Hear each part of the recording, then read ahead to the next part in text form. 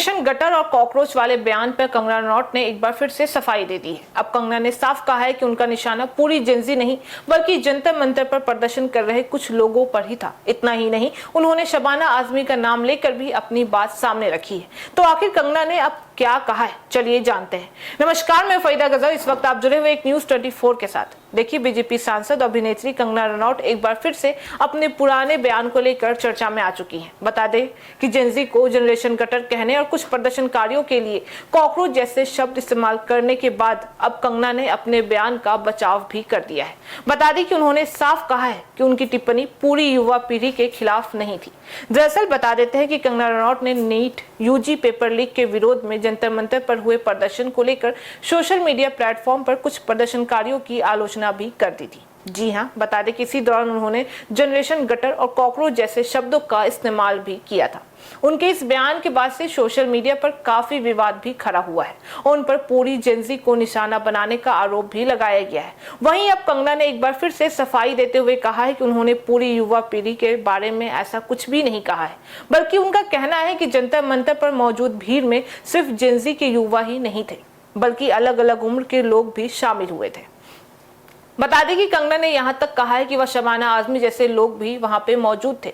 उनका तर्क है कि जब प्रदर्शन में अलग अलग उम्र के लोग शामिल थे तो उस पूरा भीड़ को सिर्फ जेंजी का प्रदर्शन कहना सही नहीं किया गया है। कंगना ने कहा भी है कि अगर जेंजी की आबादी करोड़ों में है और जंतर मंतर पर प्रदर्शन करने वाले लोगों की संख्या करीब 10,000 थी, तो उस भीड़ की हरकतों के आधार पर पूरी जेंजी को कैसे जिम्मेदार ठहराया भी जा सकता है। इसके साथ ही उन्होंने आलोचकों को खुली चुनौती भी देते हुए कहा है कि कोई भी ऐसा बयान दिखाए जिसमें उन्होंने पूरी युवा पीढ़ी को निशाना बनाया हो। कंगना का कहना भी है कि वह युवाओं के खिलाफ नहीं है और उन पर बेवजह का एजेंडा थोपा भी जा रहा है। इसके साथ ही बता दें कि कंगना ने अपने कॉकरोच वाले बयान पर भी सफाई दे दी है। उन्होंने साफ कहा है कि यह टिप्पणी उन लोगों के लिए की गई थी जिन्होंने खुद को कॉकरोच भी कहा था। इसके साथ ही कंगना ने तर्क भी दे दिया है कि अगर कोई भी खुद को कॉकरोच कहता है और वह कहती है कि कॉकरोच गटर से निकलते ही है, तो इसमें गलत क्या है। यानी कि कंगना एक बार फिर से अपने पुराने बयान से पीछे हटती हुई नजर आ चुकी है, बल्कि उन्होंने उसका मतलब स्पष्ट करने की कोशिश भी कर दी है। बता दें कि कंगना का कहना है कि उनके बयान को इस तरह पेश किया गया है जैसे उन्होंने देश के हर युवा को जनरेशन गटर ही कह दिया हो, जबकि उनका निशाना सिर्फ प्रदर्शन में मौजूद कुछ लोग पर ही था।